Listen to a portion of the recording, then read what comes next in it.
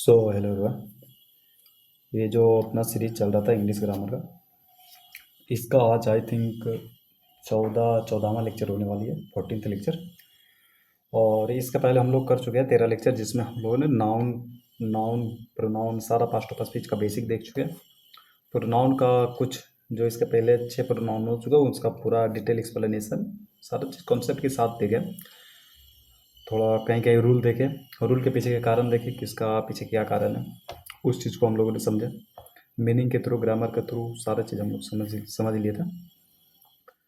और सबसे पहली बात, ये जो अपना सीरीज चल रही है ये खास करके उन स्टूडेंटों के लिए, उन छात्रों के लिए जो हिंदी मीडियम से बिलोंग करते हैं।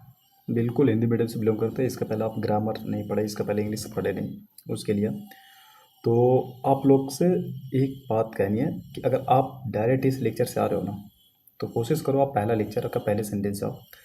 इसका रीज़न ये है कि हर चीज़ का बेसिक पहले हो चुका है, वो चीज़ हम आगे करेंगे नहीं। सब्जेक्ट क्या होता है, ऑब्जेक्ट क्या होता है, प्रीपोजिशनल ऑब्जेक्ट क्या होता है, सब्जेक्ट कॉम्प्लीमेंट क्या होता है, इस चीज़ का हम चर्चा नहीं करेंगे अभी। ठीक है, सारा चीज़ हम देख लिए थे। नाउन क्या कार्य करता है, प्रोनाउन कार्य क्या करता है, ये सारा चीज़ हम लोग देख लिए थे, उस चीज़ को हम आगे चर्चा नहीं करेंगे। और दूसरा चीज़, आप लोग रीडिंग क्या करो। अगर आप सोच रहे हो कि सिर्फ ग्रामर पढ़ने से आपका इंग्लिश मजबूत हो जाएगा, इंग्लिश पे कमांड बन जाएगा, तो ऐसा नहीं है। इसके लिए 3 चीज़ आपको करना पड़ेगा। पहला तो आपको रीडिंग करना पड़ेगा, दूसरा मीनिंग याद करो, तीसरा ग्रामर। ठीक है, तो ये अपना प्रोनाउन का लेक्चर चल रहा है। तो रिलेटिव प्रोनाउन का कुछ होगा आज और कुछ कल होगा, और 1-2 लेक्चर में अपना प्रोनाउन खत्म हो जाएगा। उसके बाद अपना करेंगे क्वेश्चन, प्रैक्टिस कर लेंगे 50-60 जो भी हो। प्रीवियस ईयर वाला क्वेश्चन कुछ आज भी सोल्व करेंगे उसके पैटर्न पे, और बाकी फिर प्रीवियस ईयर का जो चलेगा प्रैक्टिस में वहाँ पे देख लेंगे। ठीक है, तो चलिए आज का लेक्चर शुरू करता हूँ। तो सबसे पहले आप बताइए प्रोनाउंस होता क्या है। प्रोनाउंस क्या होता है, प्रोनाउन का कार्य क्या है। जैसे किसी भी सेंटेंस में प्रोनाउन का यूज करते हैं। ठीक है, क्यों यूज करते हैं, प्रोनाउन को क्यों बनाएगा, ये सारा चीज़ हम लोग पहले देख लिए। प्रोनाउन नाउन का जगह पर आता है, क्यों आता है, इसलिए आता है कि बार बार हम नाउन का यूज कर रहे हैं, तो उससे क्या होता है, सेंटेंस की सुंदरता यानी कि उसकी ब्यूटी कम जाती है। ठीक है, इसलिए हम प्रोनाउन का यूज किया। प्रोनाउन का कार्य क्या होता है, जो नाउन का कार्य करता है वही प्रोनाउन का कार्य होता है। नाउन का क्या कार्य होता है, किसी भी सेंटेंस में सब्जेक्ट बनने का और ऑब्जेक्ट बनने का। ठीक है, उसी तरह प्रोनाउन का भी कार्य है सब्जेक्ट बनने का, ऑब्जेक्ट बनने का। ठीक, तो हम लोग वहाँ तक देख लिए थे पर्सनल प्रोनाउन, रिफ्लेक्सिव, रिफ्लेक्सिव आप सब देख लिए थे ना, और रिफ्लेक्सिव, इम्पैटिक, डेमोस्ट्रेटिव, डिस्ट्रीब्यूटिव, ये सारा हम लोग देख लिए थे। आज हम लोग देखेंगे रिलेटिव। ठीक है, तो चलो आज का लेक्चर मेन रूप से यहाँ से शुरू होती है। सबसे पहले आप समझो रिलेटिव होता क्या है। जिस दिन रिलेटिव जो वर्ड है ना, ये जो रिलेटिव है, इस वर्ड का मतलब आप समझ गए ना, तो आप रिलेटिव का काम समझ जाओगे। रिलेटिव का क्या कहा जाता है, पहली बात प्रोनाउन, रिलेटिव प्रोनाउंस है, पहली बात ये सब्जेक्ट ऑब्जेक्ट तो बनेगा, इतना तो कंफर्म है। बट जैसे पर्सनल प्रोनाउन था, रिफ्लेक्सिव था, इम्फैटिक था, सारी चीज़ का बात हम किए थे। जैसे डिस्ट्रीब्यूटिव था, डिस्ट्रीब्यूटिव मतलब होता है बांटना, डेमोस्ट्रेटिव मतलब होता है संकेत बताना। ठीक है, उसकी तरफ इशारा कर रहा है। उसी तरह रिलेटिव का मतलब क्या होता है, रिलेटिव का मतलब रिलेशन, संबंध। ठीक है, संबंध, और ये जोड़ता है। रिलेटिव का 2 कार्य है, उस सेंटेंस संबंध बनाना और जोड़ना। ठीक है, जनरली जोड़ने का कार्य कौन करता है, जनरली अगर समानता अगर जोड़ देखे तो जोड़ने का कार्य कौन करता है, कंजक्शन करता है। कंजक्शन जोड़ता है और प्रीपोजिशन जोड़ता है, 2 चीज़ें। अब यहाँ से समझो रिलेटिव भी जोड़ता है, बट रिलेटिव का कार्य यहाँ 2 कार्य करता है। पहला कार्य तो करता है रिलेशन यानी कि जोड़ने का कार्य करता है। दूसरा कार्य करता है कि वो नाउन प्रोनाउन की जगह पे आके, नाउन की जगह पे आके वो नाउन का कार्य करता है, यानी कि सब्जेक्ट बनता है या ऑब्जेक्ट बनता है। ये 2 कार्य करता है। मतलब ऐसा सेंटेंस, सॉरी ऐसा वर्ड लिखा जाए, ऐसा वर्ड हम कौन सा लिखें जिससे मुझे ये पता चलना चाहिए कि वो जोड़ भी रहा है और नाउन का रिपीटेशन भी बचा रहा है, तो होता है अपना रिलेटिव प्रोनाउन। क्या होता है, रिलेटिव प्रोनाउन। ठीक है, तो रिलेटिव प्रोनाउन अपना होता कितना है? रिलेटिव प्रोनाउन होता है अपने 5। कौन कौन से पढ़नी?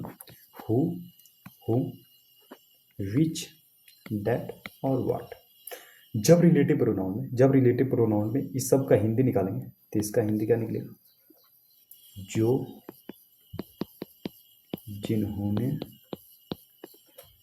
जिसने, जिसे।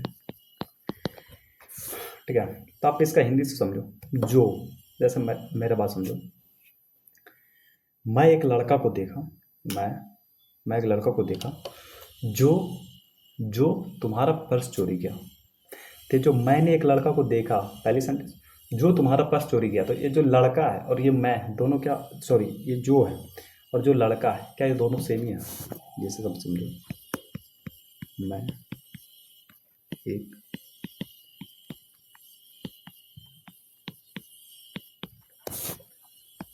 जो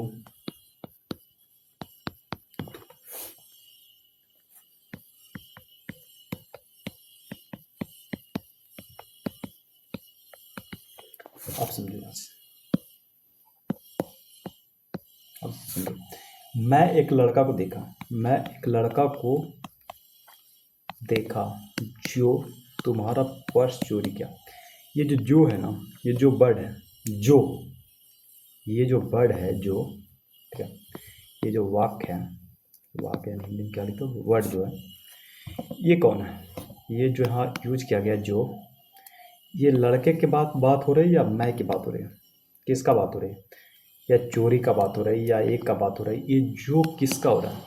तो समझो, मैं एक लड़का को देखा जो तुम्हारा पर्स चोरी किया। यानी कि मैंने उस लड़के को देखा जो जिसने तुम्हारा पर्स चोरी किया। इस लड़के को बात हो रही है। यानी कि इस लड़के को आप यहाँ रख के देखो, तो लड़का तुम्हारा पर्स चोरी किया। क्या क्लियर है? हाँ क्लियर है। तो ये जो है ना, तुम्हारा पर्स चोरी किया और मेरा देखना, ये दोनों, चोरी करना और मेरा देखना, ये दोनों का रिलेट कौन कर रहा है? जो कर रहा है, पहली बात। और दूसरी बात, मैंने उस लड़का को देखा, मैंने उस लड़का या फिर मैंने एक लड़का को देखा जो तुम्हारा पर्स चोरी किया। यानी कि जो चोरी करने वाला व्यक्ति है उसी को मैंने देखा। ठीक है, तो ये जो है ना, ये लड़का के देखा पी तो आया ना जो भाई, आप समझ रहे हो? क्या आप ऐसे लिखोगे? मैं एक लड़का को देखा, लड़का तुम्हारा पर्स चोरी किया, ऐसे लिखो। मैं एक लड़का को देखा जो लड़का तुम्हारा पर्स चोरी किया, राइट? ये राइट। मैं एक लड़का को देखा, आप समझो, मैं एक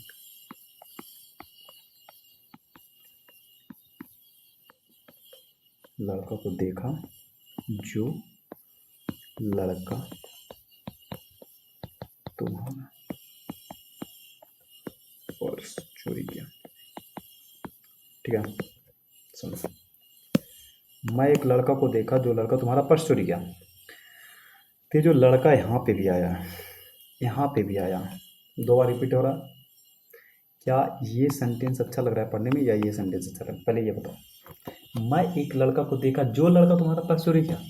या इसको मैं ऐसे नहीं बोल सकता हूँ, मैं एक लड़का को देखा जो तुम्हारा पर्स चोरी किया। इससे मुझे, मेरा ये क्लियर नहीं होगा कि मैंने उसी लड़का को देखा जो तुम्हारा पर्स चोरी किया। यानी कि जिस लड़कों को मैंने देखा और जिसने चोरी किया, सेम ही है, सेम ही है ना।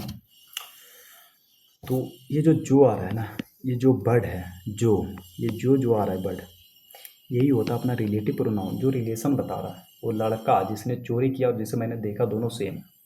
बस इसका काम है, रिलेटिव प्रोनाउन का इतना ही काम है। ठीक है, इतना सरलता से मैंने बता दिया। अब आप यहाँ समझो, रिलेटिव प्रोनाउन का क्या कार्य होता है? रिलेशन यानी संबंध को बताना और दो चीज़ जोड़ना। वो चीज़ मैंने एक्सप्लेन कर दिया। इसका हिंदी क्या होता है? जो, जिन्होंने, जिसने। ठीक है, जब ये रिलेटिव प्रोनाउन बनता है। और एक चीज़ यहाँ पे समझो,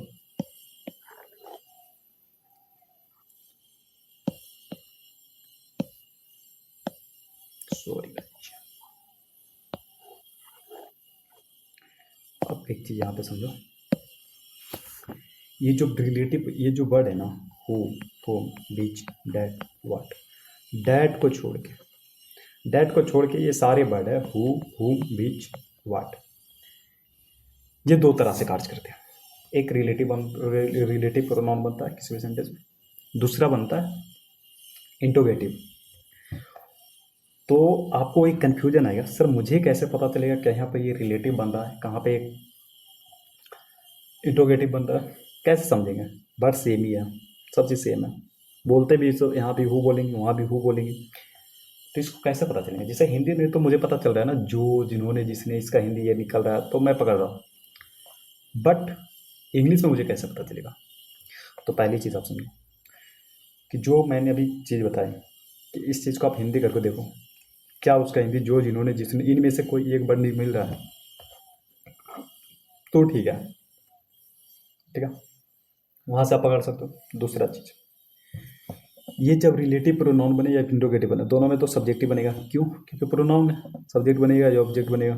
यही कुछ भी हो सकता है, इंट्रोगेटिव में सब्जेक्ट बनता है, ऑब्जेक्ट बनता है, वहाँ पे चर्चा करेंगे। बट इतना मुझे पता है कि प्रोनाउंस है तो ये सब्जेक्ट बनेगा, ऑब्जेक्ट बनेगा, इतना ही कुछ बनेगा। ठीक है, इतना तो आपको, आई थिंक अगर शुरू से आ रहे हो तो इतना तो आपको पता चल गया होगा। सब्जेक्ट का होता है, ऑब्जेक्ट का होता है, प्रोनाउन में सब्जेक्ट ऑब्जेक्टिव बनता है। ठीक है, तो मुझे कैसे पता चलेगा इंट्रोगेटिव है प्रोनाउन, इंट्रोगेटिव है या फिर रिलेटिव प्रोनाउन है? सिंपल सी बात है, उस सेंटेंस को आप पढ़ना, उससे आपको लगे कि हाँ कोई रिलेशन बता रही है, उससे लगे कि रिलेशन बता रही है तो रिलेटिव प्रोनाउन है। और उस सेंटेंस को पढ़ने से ये पता चले कि नहीं इस प्रश्न पूछ रहा है, कुछ क्वेश्चन कर रहा है, तो फिर इंट्रोगेटिव प्रोनाउन है। दूसरा रीजन, सबसे बड़ी रीजन, दूसरा रीजन और सबसे अच्छी और बड़ी रीजन यही है। उस सेंटेंस को पढ़ो, उस सेंटेंस को पढ़ने से आपको अगर लगे कि रिलेशन बता रहा है, ठीक है, यहाँ पे रिलेटेड, रिलेशन बता रहा है और कंजेक्शन के रूप में कार्य कर रहा है, किसी भी चीज़ को जोड़ता है। जैसे मैंने बात किया था यहाँ, मैंने यहाँ बात किया ना, कंजेक्शन, प्रीपोजिशन, दो दो, एक रिलेटिव प्रोनाउन भी जुड़ता है। तो रिलेटिव प्रोनाउन का दो दो कार्य होता है, एक तो संबंध बताना और दूसरा कार्य है जोड़ना, यानी कि कंजेक्शन। तो रिलेटिव प्रोनाउन आप समझ रहे हो वहाँ पे होता है जब आपको लगे हाँ संबंध बता रहा है, दो सेंटेंस के बीच में, दो सेंटेंस को बीच में नहीं आएगा, वो कहीं भी प्रयोग होगा, वो मीनिंग अकॉर्डिंग टू मीनिंग होता है। ठीक है, ऐसा नहीं है आप कहीं पे कर दो अकॉर्डिंग टू मीनिंग, उस पर ज़्यादा मैं चर्चा नहीं करूँगा, आपका एग्ज़ाम से थोड़े बहुत ऊपर जाऊँगा, ज़्यादा मतलब उसने से कोई फ़ायदा नहीं है। उतना ही पढ़ेंगे जितना अपना एग्ज़ाम के लिए ज़रूरत है, उसे थोड़ा बहुत ऊपर जाएंगे, अगर थोड़ा हार्ड पूछ तो वहाँ तक हैंडल कर सकते हैं। तो रिलेटिव प्रोनाउन का क्या कार्य होता है? संबंध बताना और जोड़ना, कंजेक्शन की तरह काम करता है। बट इंट्रोगेटिव में ऐसा कुछ बात नहीं है, ना तो संबंध बताएगा ना तो किसी को जोड़ेगा, वहाँ पे सिर्फ प्रश्न करेगा। दूसरा चीज़, दूसरा नियम ये बता, मतलब दूसरा पकड़ने के ट्रिक ये बता, तीसरा चीज़ आप कैसे समझोगे? तीसरा, जब ये हु, हुम, विच, वाट, ये जो भी है, ये जो भी है वाट को छोड़ के खास करके हु, हुम, विच, ये तीन है ना, ये तीनों के पहले कुछ लिखा रहेगा, या कोई लड़का लड़की इस सब की बात हो रही हो, या फिर कोई एनिमल उनिमल इसका बात हो रही हो, तो हम समझेंगे रिलेटिव प्रोनाउन है। बाकी क्वेश्चन पे देखेंगे तो सारा समझ में आ जाएगा। ठीक है, और यहाँ पे आप सबसे पहले समझो, यहाँ पे हम लोग तीन चीज़ पढ़ने वाले हैं, हु, हुम, विच। हाँ हो सकता है इसका थंबनेल में लगेगा सिर्फ हो, बट यहीं पे भी हम ये पढ़ लेंगे। ठीक है, और ये जो डैट और वाट है ना, ये अगला लेक्चर में देखेंगे, इसका थोड़ा फंडा लगा, ये तीनों एक रिलेटेड है, तो इसको यहाँ पे देखने से थोड़ा बेनिफिट हमें मिल जाएगा। समझो, पहली बात तो इसका प्रयोग कहाँ होता है, ये चीज़ हम लोग देखेंगे। तो ये जो हु और हुम है ना, ये मुझे लगता है ये जो हु और हुम है ना, हु और हुम, इसका प्रयोग होता है पर्सन के लिए। पर्सन यानी कि पीपल, लोग, मतलब इंसान के लिए होता है। वो इंसान या तो स्त्री हो या पुरुष हो, बच्चा हो, बूढ़ा हो, बड़े हो, सिंगुलर हो, प्लुरल हो, इससे मुझे कोई लेना देना नहीं। बस सिर्फ इतना याद रखना कि जिसका प्रयोग जब किया जाता है जब इसका संबंध मुझे किसी भी पर्सन से दिखाना हो। बाकी हु का प्रयोग कहाँ होगा, हुम का प्रयोग कहाँ होगा, उस पर आप ध्यान मत दो, अभी जितना मैं बता रहा हूँ उतना आप सिर्फ समझो और उतना आप नोट करो कॉपी में। हु और हुम का प्रयोग कहाँ होता है? सिर्फ पर्सन के लिए होता है। क्या? बट बीच का प्रयोग कहाँ? बीच का प्रयोग होता है एनिमल और थिंग्स, यानी कि जानवर और वस्तु, वस्तु के लिए होता है। बीच का प्रयोग कहाँ कब होता है? जब हम बात कर रहे हैं एनिमल्स और वस्तु की बात हो रही है। और हुम का प्रयोग कहाँ होता है, यहाँ पे हु लिख दिया, हुम होगा, ठीक है। हुम का प्रयोग कहाँ होता है, इंसानों के लिए होता है, ठीक है। आप समझो हु और हुम,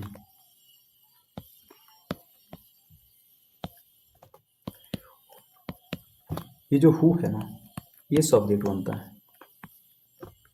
और ये हुम है ना ये ऑब्जेक्ट बनता है।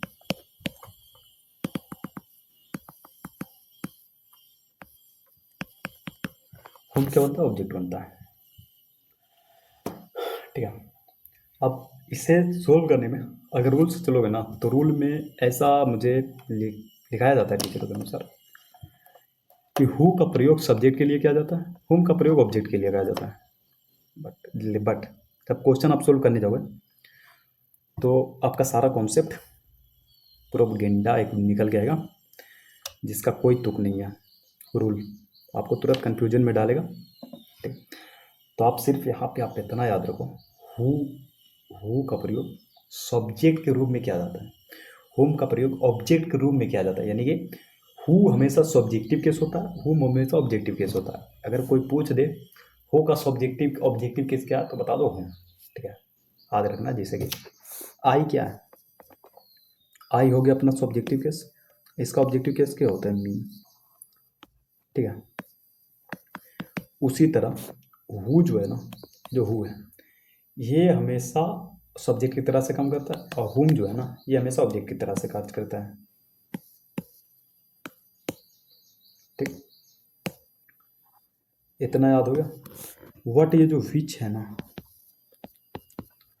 विच समझ लो अपना यू की तरह है। यू क्या होता है, you singular same, plural same, स्त्री के लिए सेम, पुरुष के लिए सेम, सब्जेक्टिव के सेम, ऑब्जेक्टिव के सेम। उसी तरह यही अपना ऑब्जेक्टिव बनेगा और यही अपना सब्जेक्टिव बनेगा, सॉरी सब्जेक्टिव बनेगा। बीच जो है ना, बीच एनिमल्स के लिए तो होता है, या तो एनिमल एक हो या दो हो, या वस्तु एक हो या दो, ठीक है। उसके लिए हम बीच का प्रयोग करेंगे। और सब्जेक्ट की तरह से भी होता है, और ऑब्जेक्ट, यानी कि मुझे जिस चीज़ का ज़रूरत है या तो सब्जेक्ट की ज़रूरत है या ऑब्जेक्ट की ज़रूरत है, मुझे प्रयोग बीच का ही करना है जब हम बात एनिमल और वस्तु आदि की चीज़ों की करें।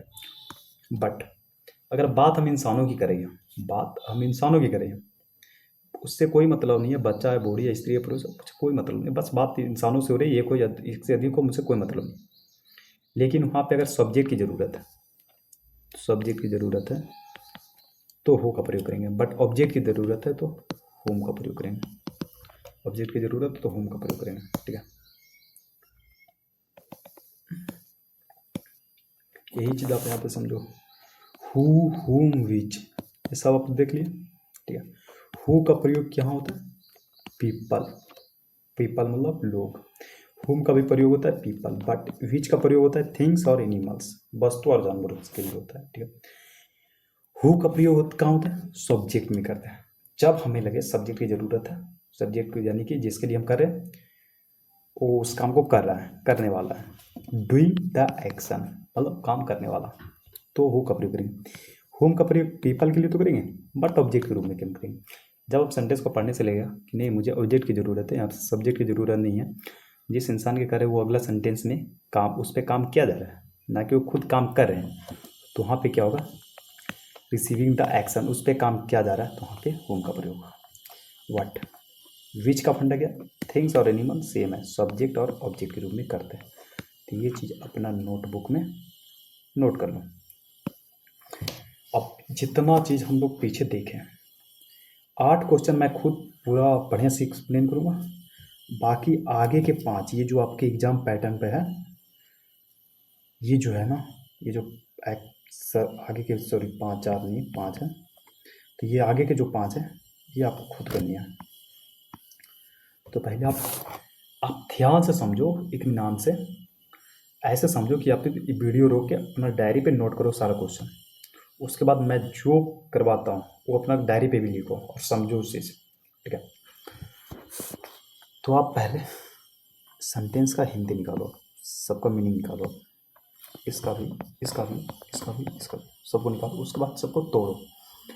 हम लोग इसका 2 3 पैटर्न से करने वाले इस क्वेश्चन को। ग्रामर से भी करेंगे, ग्रामर का क्या रूल है, क्या फंडा, उससे भी करेंगे। हम लोग मीनिंग से करेंगे, ठीक है। बट मेरा पर्सनल अगर सोचो, मेरा पर्सनल ओपिनियन है इस चीज़ पे, तो अगर हिंदी मीडियम से हो ना तो मीनिंग से ज़्यादा करने में मज़ा आएगा। हिंदी मीडियम की सारा सबको मीनिंग से ही मुझे लगता है, मीनिंग से अगर पढ़ोगे तो थोड़ा ईजी हो जाता है इस चीज़, ज़्यादा रूल रट्टा करना नहीं पड़ता। और रूल पढ़ने से नुकसान ये है कि रूल हमेशा सही नहीं होती हैं, रूल में ऑब्सेप्शन निकल जाती है। और कॉन्सेप्ट से पढ़ने से ये होता है ना कि ऑब्सेप्शन थोड़ा बहुत कम निकलते हैं, ना के बराबर ऑब्सेप्शन नहीं निकलते, काबू निकलते, वरना नहीं निकलते हैं। कोशिश करो आप मीनिंग से पढ़ने का, क्योंकि ये लैंग्वेज है, लैंग्वेज हुई है, जो आप हिंदी में बोल रहे हो उसी को इंग्लिश में उसे बोलना है। तो क्यों ना हिंदी को सहारा लेकर अगर पढ़ोगे काफ़ी हद तक ये आसान हो जाएगी। तो आप इस चीज़ का पहले मीनिंग निकालो। The car who whom which is park outside is mine, यानी कि द कार, जो कार पार्क है आउटसाइड बाहर, वो मेरा है। माइन, ये माइन क्या पॉजेसिव प्रोनाउन है, क्योंकि नाउन का प्रयोग पहले हो चुका है, ये चीज़ आपको पता होगा, ठीक है। तो इस सेंटेंस को आप पहले तोड़ो, पहले आप ग्रामेटिकली समझो इस सेंटेंस को। इस कार अपना सब्जेक्ट हो गया, ठीक है। हु आएगा, हुम आएगा, विच आएगा, मुझे नहीं मतलब, बट यहाँ ये सब्जेक्ट बनेगा, ये ऑब्जेक्ट बनते हैं हमेशा, ये सब्जेक्ट और ऑब्जेक्ट दोनों बनता है, इससे मुझे कोई मतलब नहीं, सब्जेक्ट आएगा या ऑब्जेक्ट आएगा। इज पार्क, इज अपना लिंकिंग वर्ब हो गया, सॉरी लिंकिंग वर्ब नहीं,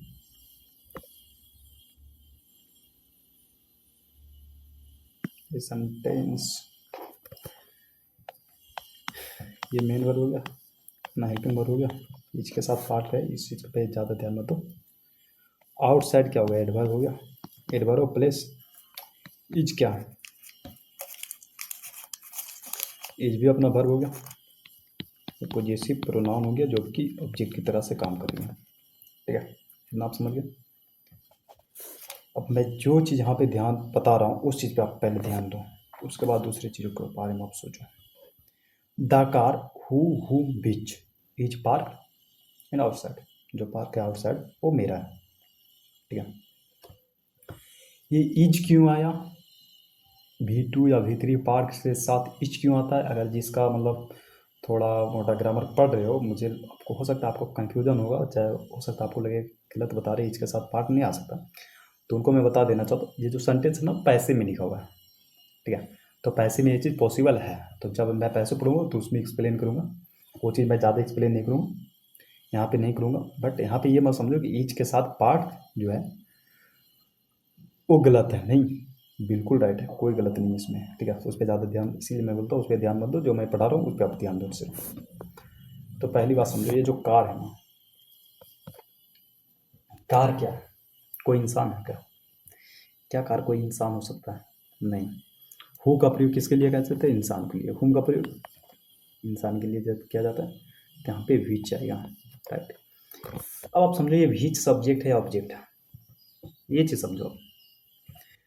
तो ये जो इज पार्क है, इसका तो सब्जेक्ट यहाँ मिल गया, और ये इज है, इसका सब्जेक्ट क्या है, तो इसका सब्जेक्ट बन रहा है ये।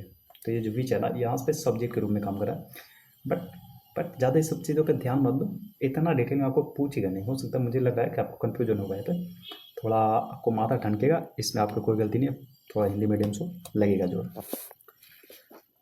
दूसरा सेंटेंस देखो, नो अगर है, नो अगर, यहाँ पे सब्जेक्ट नहीं है, ये लिखो, एक सब्जेक्ट मान लो लिख दो, आई लिख दे, आई नो अगर, मैं एक लड़की को जानता हूँ, हु आएगा, हुम आएगा, विच आएगा, इस चीज़ पर भी ध्यान मत दो, इसका हिंदी निकालो। आई नो अगर, मैं एक लड़की को जानता हूँ, स्पीक्स मतलब होता है बोलना, फोर मतलब होता है चार, लैंग्वेजेज मतलब होता है भाषाएं, इतना तो आपको हिंदी होगा पता। मैं एक लड़की को जानता हूँ, बोलती है चार लैंग्वेज, ठीक है। आप ये चीज़ अभी ना, आप इसको आप छाप दो, ये जो है ना पे, आप इसे झाप दो, ठीक है। अभी सिर्फ इस पे ध्यान दो आप, अभी सिर्फ आप इस पे ध्यान दो। आई नो अगर सब्जेक्ट हो गया, मेन वर्ब हो गया, ये गर्ल है, ये मेन वर्ब, हेल्पिंग वर्ब, जो भी आप समझो, ये वर्ब समझ लो आप, ठीक है। ये गर्ल हो गया ऑब्जेक्ट। आई नो अगर, मैं एक लड़की को जानता हूँ, स्पीक्स ये भी वर्ब बोलना, मेन वर्ब हो गया। 4 क्या हो गया, एडजेक्टिव हो गया। लैंग्वेजेज क्या है, ऑब्जेक्ट हो गया। ठीक है, मैं एक लड़की को जानता हूँ, स्पीक्स फॉर लैंग्वेज। ये जो सब्जेक्ट हो गया, वर्ब हो गया, ऑब्जेक्ट हो गया, ये तो एक सेंटेंस हो गई ना, ये एक सेंटेंस हो गया। ये जो मेन वर्ब है ना, इसका ऑब्जेक्ट ये हो गया, इसका सब्जेक्ट कहाँ, ये बताओ, स्पीक का सब्जेक्ट कहाँ है, पहला इंट, सब्जेक्ट की मुझे ज़रूरत है। पहली बात, एक लड़के को जानता हूँ, मैं एक लड़के को जानता हूँ जो, यहाँ पे हिंदी निकल रहा है, एक लड़के को जानता हूँ जो स्पीक फॉर लैंग्वेज, जो स्पीक्स फॉर लैंग्वेज, जो 4 भाषाएं बोलती है। ठीक है, पहली बात ये, यहाँ पे हिंदी आ गई, जो इस लड़की के लिए हमको लगा विच तो आएगा नहीं, आपको सिंपली देखना है इसके पहले क्या, अगर कोई वस्तु हो, एनिमल हो, तो हुम नहीं आएगा, और अगर कोई इंसान हो तो विच नहीं आएगा, पहला चीज़। दूसरा चीज़ आप समझो, हु आएगा या हुम आएगा, तो स्पीक्स वर्ब का सब्जेक्ट नहीं है, तो ये हु आएगा, हुम नहीं आएगा। ठीक है, दूसरा चीज़ आप समझो, ये तो ग्रामेटिकली हो। आप हिंदी करके इसको समझो, आई नो, अगर मैं एक लड़की को जानता हूँ जो 4 लैंग्वेज बोलती है, ये जो बोलने वाला ना, स्पीक्स फॉर लैंग्वेज, कौन बोल रही है, ये लड़की तो बोल रही है ना। तो ये जो लड़की जो अगला सेंटेंस पे आई, यहाँ पे क्या, यहाँ पे ये लिख सकता हूँ, अगर, अगर ये जो वर्ड है ना, ये आप यहाँ इस सेंटेंस में आप सब्जेक्ट बना के देखो, अगर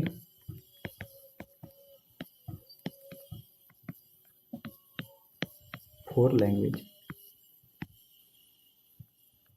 ठीक है, अगर स्पीक फॉर लैंग्वेज, एक लड़की 4 लैंग्वेज बोलती है, कौन लड़की जानती है, उसको इस सेंटेंस में मतलब नहीं है, बस इतना, एक लड़की 4 लैंग्वेज में जानती है।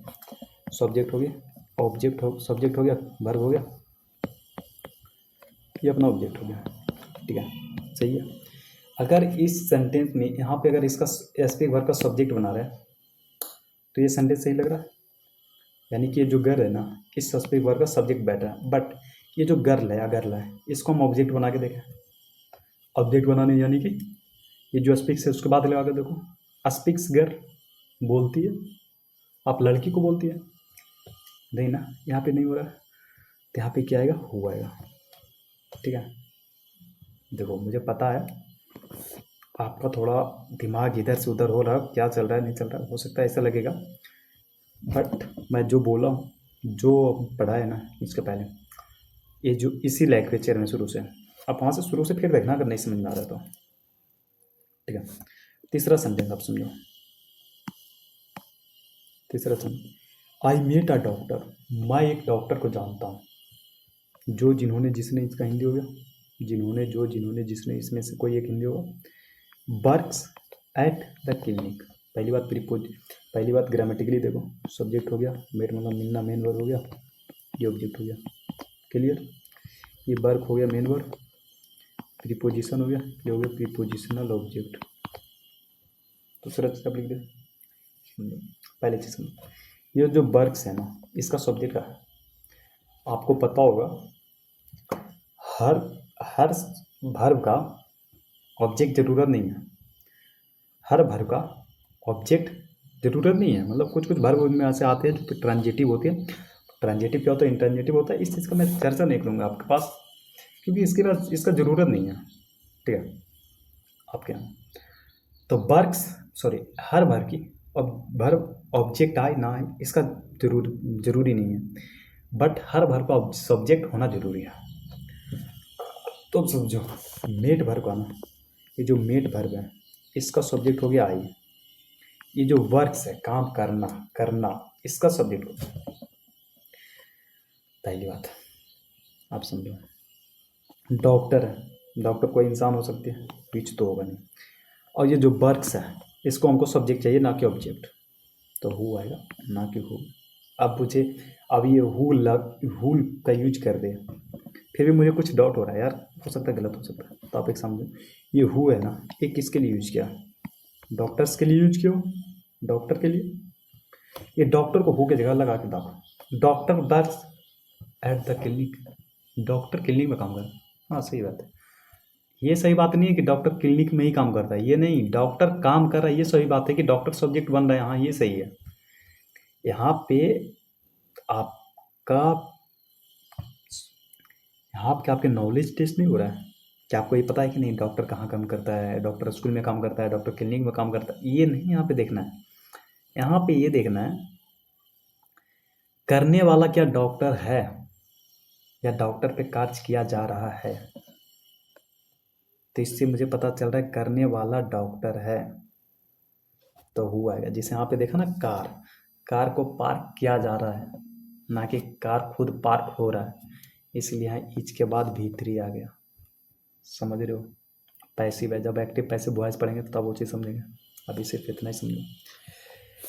चौथा सेंटेंस समझो, the man whom which you saw is my boss।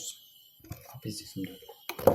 पहली बात, द मैन, आदमी की बात हो रही है, विच नहीं आएगा, हटा दिया। द मैन सब्जेक्ट हो गया, यू सा तुमने देखा, is my boss. The man, इसका वर्ब हो गया is, the man is my boss.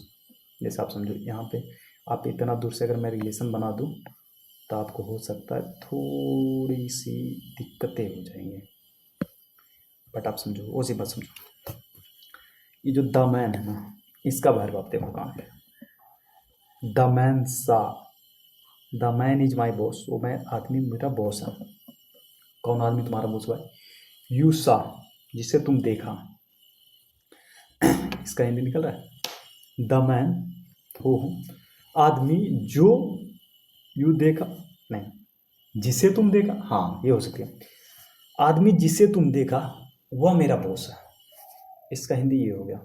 ठीक है, ये जो द सब्जेक्ट है ना, द मैन, इसका वर्ब ये हो गया, ये हो गया लिंकिंग वर्ब, ये हो गया ऑब्जेक्ट, सॉरी ऑब्जेक्ट नहीं होगा, सब्जेक्ट कॉम्प्लीमेंट होगा, सब्जेक्ट कॉम्प्लीमेंट होगा। यू सा, यू सब्जेक्ट हो गया, ये सा वर्ब है, वर्ब। यू सा, तुमने देखा, क्या देखा, किसे देखा भाई, बताओगे ना? तुमने देखा वो मेरे बॉस है। इस सेंटेंस का भाई अगर हिंदी लिखूं,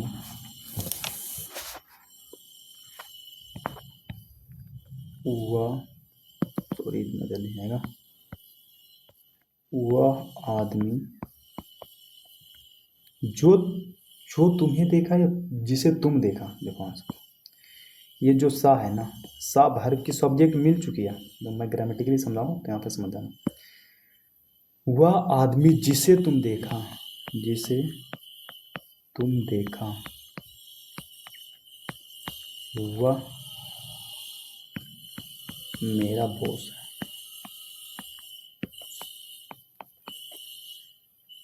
तो ये जो बॉस है ना, वही आदमी है जिसे तुम देखा। देखा कौन? तुम। ये जो देखने भर का सब्जेक्ट तो मिल चुकी है ना, तुम देखा, किसे देखा? जो मेरा बॉस है। जैसे कि आप ग्रामेटिकली यहाँ समझो, अगर देखो आप मीनिंग से यहाँ समझ गए होगे तो ठीक है, हिंदी का अगर सब समझ रहे हो, वह आदमी जिसे तुम देखा वह मेरा बॉस है।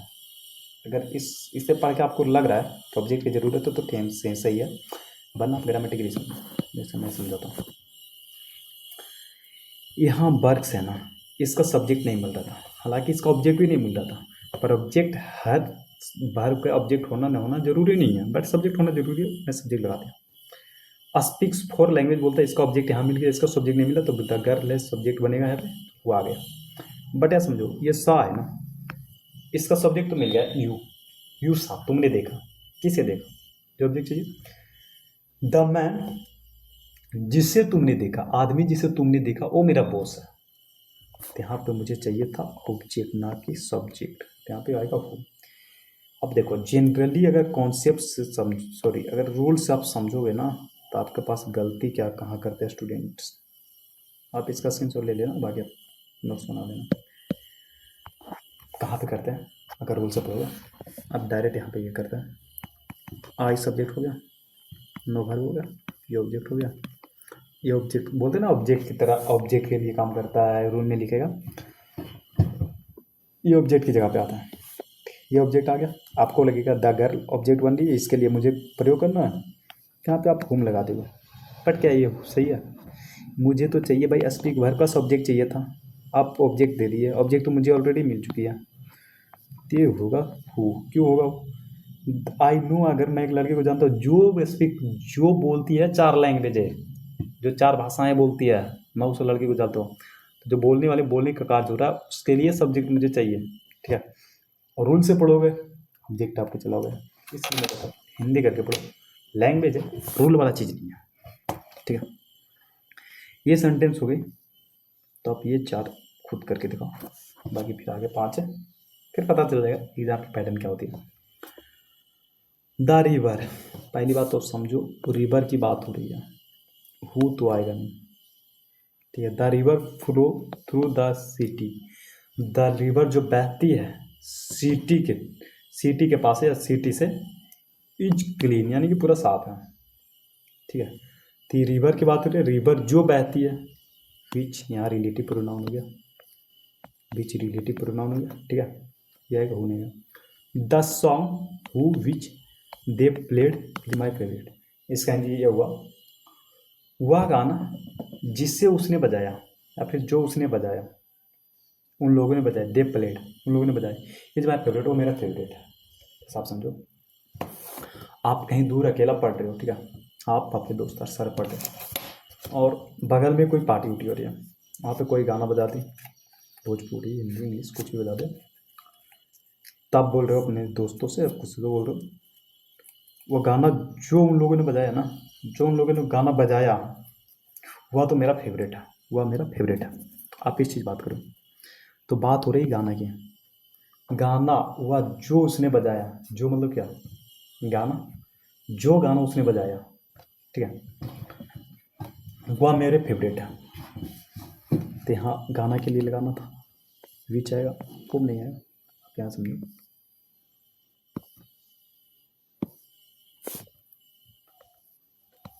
वह गाना जो वे लोग बजाए, वे लोग बजाया बजाए सॉरी,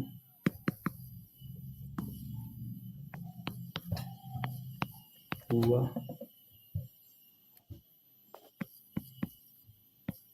गाना मेरा फेवरेट है, पसंदीदा है, इसका हिंदी तो ये होगा ना, पसंदीदा है। अब समझो, ये जो गाना है ना, इसका प्रयोग एक बार कर चुके हो, तो हुआ के बाद फिर गाना क्यों लिख रहे हो, यहाँ से ये नहीं हो जाएगा। वह गाना जो उसने बजाया वो मेरे फेवरेट है, इसका मीनिंग तो ये हो रहा है ना, वह गाना जो उसने बजाया, तो ये द सॉन्ग जो या फिर जिसे उसने बजाया, गाना की बात हो रही है यहाँ पे, बचा द सिटी, होम आएगा, विच आएगा। पहली बात होम तो आएगा नहीं, क्योंकि इंसान के लिए क्या जाता है। दूसरी बात, अब इसका हिंदी निकालो, the city visited was beautiful, वह सिटी जो आई विजिटेड, जिससे मैं, जहाँ मैं घूरा या फिर गया, वाज ब्यूटीफुल, बहुत ही ब्यूटीफुल था। जैसे समझो आप कोई सिटी गए घूमने, कोई भी शहर गए घूमने, उसके बाद आप क्या बोले, वह सिटी, वह शहर जिससे हमने घूरा था, जिससे मैंने टूर किया फिर घूरा, विजिटेड मतलब तो घूरना है फिर जाना वहाँ पे, टूर घूर उड़ के आ रहे हो, उसको एक विजिटेड। तो वह सिटी जहाँ मैंने विजिटेड किया, जहाँ मैंने गया, बहुत ब्यूटीफुल, बहुत ही सुंदर थे, ठीक है। तो सिटी की बात हो रही है, वह सिटी जो, तो जो मतलब क्या, सिटी की बात हो रही है ना, वह सिटी जो, वह शहर जो मैंने घूरा था, जो या फिर जहाँ मैंने गया था, वह सुंदर है। तो जो जहाँ जो भी आ रहा है, ये रिलेटिव प्रोनाउन है। ये आ किसके रहा है, किसके लिए रहा है, सिटी के लिए आ रहा है ना। तो सिटी के लिए हम क्या लगाते हैं, सिटी के लिए लगाते हैं विच, तो विच हो जाएगा, ठीक। The dancer who perform last was the best, the dancer वह जो लास्ट में परफॉर्म किया, इसका हिंदी यह होता, डांसर जो लास्ट में परफॉर्म किया वो सबसे बढ़िया था, वो सबसे बढ़िया था। तो है ना, जो डांसर जो, तो डांसर कौन होता है, डांसर इंसान ही होता है, तो हु या हु सही है। वाज है, was the best, the dancer was the best, और फिर जब जो परफॉर्म किया वो बेस्ट, जो परफॉर्म किया वो बेस्ट, ठीक है।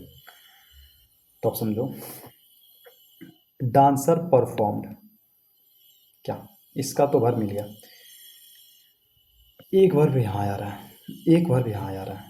सब्जेक्ट हमारा एक ही आ रहा है, अगर होम लगा दोगे तो क्या चाहिए, मुझे सब्जेक्ट चाहिए, हु लगाओ, होम नहीं लगाओ। इसका हिंदी हुआ डांसर जो परफॉर्म किया वह बेस्ट था। ठीक है, अगर आप इतना समझ गए तो आप ये 5 सेंटेंस खुद करके देखो। अब ये 5 सेंटेंस खुद करके देखो।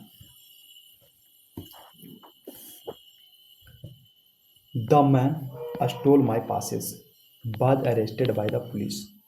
देख रहा है यहाँ पे बाज के बाद बेहतरी आ रहा है, क्यों? क्योंकि ये पैसिव में है भाई साहब, ये पैसिव में है।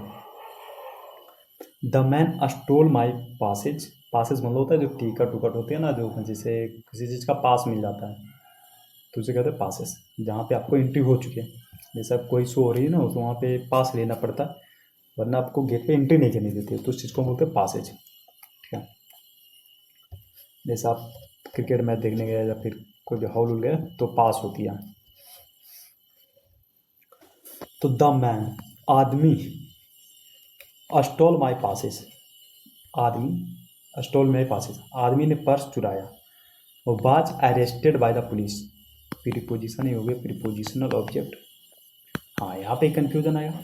यहाँ पे अगर ग्रामेटिकली करोगे तो यहाँ पे देखो एक गलत मिल जाएगा। जैसे यहाँ पे ग्रामेटिकली करो, आप यहाँ पे एक देख लोगे बाज का सब्जेक्ट कहाँ है, बाज अरेस्टेड, बाज अरेस्टेड का सब्जेक्ट कहाँ है।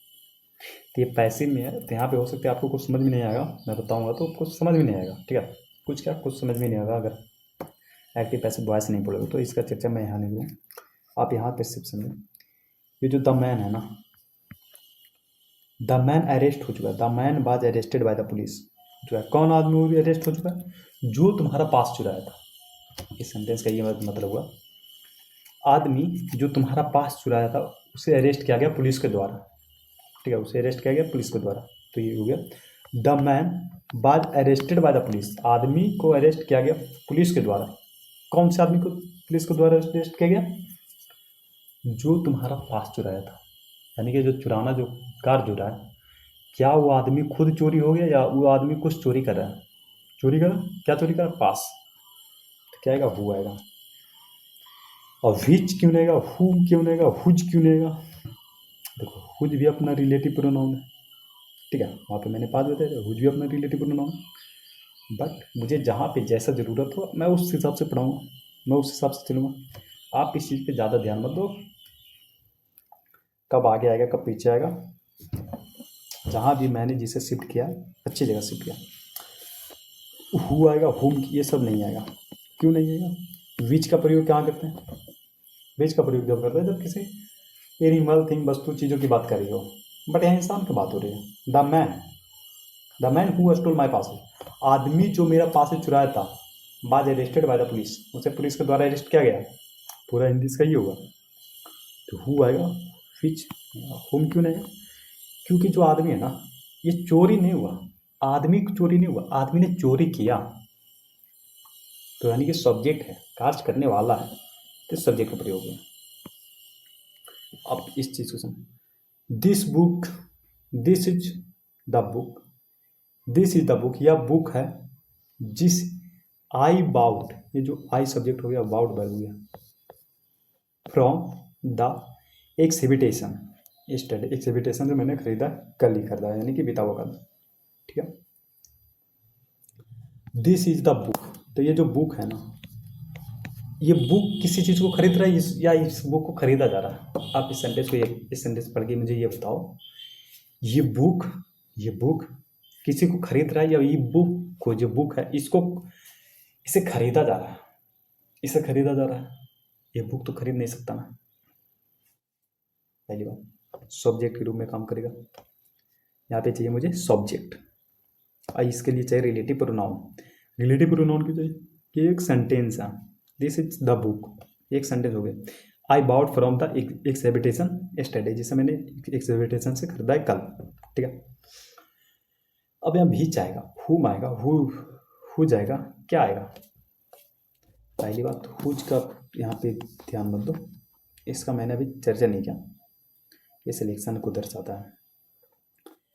हुम और हु क्या होता है, पहली बात हु और हुम वो सॉरी पर्सन के लिए किया जाता है, ये तो आएगा नहीं। विच सब्जेक्ट भी होता है, ऑब्जेक्ट भी होता है। तो यहाँ पे देखो, यहाँ पे अगर अंथाया आप लगा दिए, अंथाया के आप लगा दिए, बुक है, इसके लिए बीच का प्रयोग करो। ठीक है, चीज़ों के लिए बीच का प्रयोग करते हैं, या फिर एनिमल हो या फिर कोई वस्तु, तो उसके लिए बीच का प्रयोग कोई दिक्कत नहीं। बट इसके पीछे का रीजन समझो, रीजन क्या है। रीजन मैंने बता दिया था, रिलेटिव प्रोनाउन का क्या कार्य होता है। दूसरा चीज, ये विच सब्जेक्ट के लिए काम, सब्जेक्ट के रूप में काम कर रहा है, ऑब्जेक्ट के रूप में काम कर रहा है। हालांकि इस चीज़ का ज़रूरत नहीं है, बट हम लोग देख लेते हैं। अगर उतना डिटेल से मुझे बोले ना, डिटेल एक्सप्लेन करेंगे, सारा चीज़ डिटेल में चलेंगे, तो यहाँ पर देख लेते हैं। विच यहाँ पर सब्जेक्ट के रूप में काम कर रहा है, ना कि ऑब्जेक्ट के रूप में। जहाँ ऑब्जेक्ट के रूप में काम करेगा वहाँ देख लेंगे ऑब्जेक्ट क्या हो रहा है। जैसे the girl you met at the party, लड़की यू मेट जिससे तुम मिला, एट द पार्टी प्रीपोजिशन हो गया, प्रीपोजिशनल ऑब्जेक्ट हो गया। ठीक, लड़की जिससे तुमने मिला इज माई सिस्टर। जैसे आप समझो, जैसे आप समझो कोई शादी हो रही है, ठीक है, शादी हो रही है, कोई पार्टी हो रही है, वहाँ पे आपकी कोई और फ्रेंड आए हुए, मान लो जो बोलने वाला है इज माई सिस्टर, जो मैं हूँ, जब जो भी है जिसका सिस्टर, वो भी मान लो लड़की है। ठीक है, लड़का में क्यों मैं बात नहीं करूँ, वरना थोड़ी उल्टी पुल्टी समझ जाते सब। ठीक है, वो सिस्टर है। दो लड़कियाँ, एक बड़ी बहन है, एक छोटी बहन है। आप इस सेंटेंस को ऐसे समझो, A B, sorry B C करते,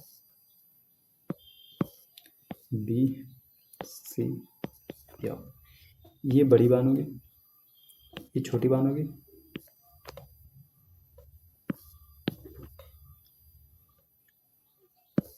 और ये इसका फ्रेंड है, बड़ी बहन का फ्रेंड है।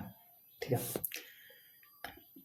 अब ये सारा एक पार्टी में गई, ये दोनों सबका एक कोई पार्टी था, इसका फैमिली, बड़ी बहन छोटी बहन, इसका कोई फैमिली में फंक्शन। वहाँ पे जो बड़ी बहन का जो फ्रेंड है ना, ये छोटी बहन से मिली है। तो इसका बड़ी बहन क्या कर रही है, जो बहन है ये घर, वो लड़की जिससे तुम पार्टी में मिला ना, वो मेरी बहन है, शी इज माई सिस्टर। वही मतलब हुआ यहाँ पर। The girl you met at the party, the girl जिससे तुम, you met at the party, party में जिससे तुम मिले, इज माई सिस्टर, वो मेरा सिस्टर है। तो यू यहाँ सब्जेक्ट हो गया, ये वर्ब हो गया। अब इस सेंटेंस को यहाँ पे हिंदी करो, द गर्ल जिसे तुम मिला, किससे मिला, जो मेरी सिस्टर है। तो the girl is my sister, इसका तो हो गया द गर्ल, गर्ल का सब्जेक्ट हो गया, अब वर्ब हो गया माई, ये तो वहाँ हो गया। बट मेट वर्ब का ऑब्जेक्ट कहाँ है, ये जो गर्ल है, ये किसी से मिल रहा है या इससे कोई मिल रहा है। तो आप तो भाई बहुत सारे लोग होंगे जो दिमाग लगा ले इस तरफ, अगर दो इंसान है दोनों एक दूसरे से मिल रहा है, बट यहाँ कहना क्या जाएगा, जिससे तुम मिला, ना कि वो मिली, तुम मिला जिसे, वो मेरी सिस्टर है। तो मेड वर्ब का ऑब्जेक्ट चाहिए, होम आई, विच का प्रयोग क्यों नहीं होगा, हो का प्रयोग क्यों नहीं सब्जेक्ट रूप में, वाट का प्रयोग कहाँ किया जाता है, इसका एक्सप्लेन करेंगे आगे। प्यार समझो। The horse won the race, horse race जीत गया, बिलोंग टू मिस्टर शर्मा, वो मिस्टर शर्मा के हैं। आप ऐसे लिखो, घोड़ा रेस जीत गया मिस्टर शर्मा के, कि घोड़ा जिसने रेस जीता वो मिस्टर शर्मा का, आप ऐसे लिखोगे ना। तो जीतने वाला कौन, घोड़ा है किसका, belong to mister Sharma. Horse belong to mister Sharma, belong जो वर्ब है, इसका object,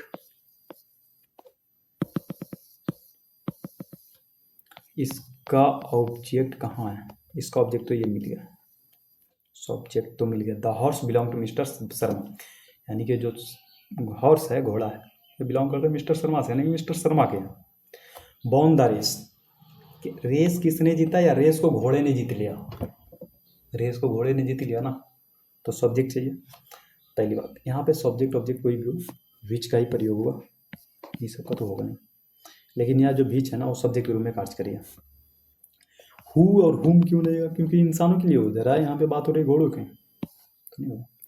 the doctor treated my girlfriend नहीं, grandfather, the doctor treated my grandfather, यानी कि डॉक्टर जिसने मेरे ग्रैंडफादर को इलाज किया, मेरे दादाजी को इलाज किया, इज वेरी वेरी फेमस, वो बहुत ही फेमस है, मतलब अच्छी कोई डॉक्टर है। जैसे गांव में होते हैं ना, हालांकि गांव में तो बहुत सारा झोला छाप डॉक्टर आ जाते हैं, उनमें से एक दूर रहते एक आउट रहते हैं जो अच्छे डॉक्टर रहते हैं। तो इस सेंटेंस का कहने का मतलब ये है, the doctor treated my father. आप इस चीज़ को, ये जो प्लेस है ना, आप इसे छोड़ दो। The doctor treated my father, grand father. Doctor ने मेरे ग्रैंड फादर को ट्रीट किया। Doctor is very famous, doctor is very famous, दोनों में डॉक्टर लग रहा है, सही है। तो डॉक्टर यहाँ पे क्यों डॉक्टर जो ट्रीट किया माई ग्रैंड फादर, क्या मेरे ग्रैंड फादर ने डॉक्टर का इलाज किया? डॉक्टर ने मेरे ग्रैंड फादर को इलाज किया। भाई डॉक्टर ने मेरे ग्रैंड फादर को इलाज किया तो क्या होगा? डॉक्टर की जगह पे हु आएगा। सॉरी, डॉक्टर की जगह पे नहीं, डॉक्टर के लिए हु आएगा, हुम नहीं आएगा, विच तो आएगा ही नहीं, वाट का तो भी बात ही नहीं हुआ, हु आएगा। क्यों आएगा? क्योंकि डॉक्टर ट्रीट करने वाला है, ना कि उस पर ट्रीट किया जा रहा है। Is very famous. ठीक है, अगर इतना चीज़ आपको समझ में आ गया ना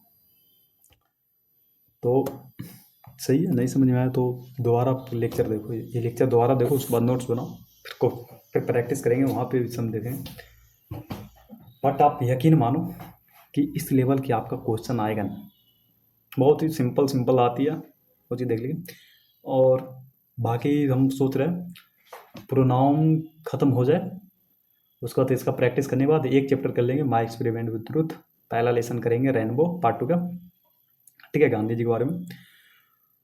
तो इस चीज़ को इतना डीपली, इतना अच्छा से क्यों समझाया जा रहा है? क्योंकि इस ग्रामर जो है ना, इसको लाइफ में ज़रूरत है। बट जब मैं रेनबो पढ़ूंगा ना तो उसकी ज़्यादा ज़रूरत है नहीं, आई थिंक मुझसे आप समझो। ऐसे तो पढ़ने से बहुत सीख मिलेगी, वो बात अलग है, बट एग्जाम के अकॉर्डिंग आपको फिर वो चीज़ कहीं पूछेगा नहीं। गांधी जी के बारे में कुछ पूछ सकते हैं, पर बाकी के बारे में पूछेगा नहीं उस कहानी।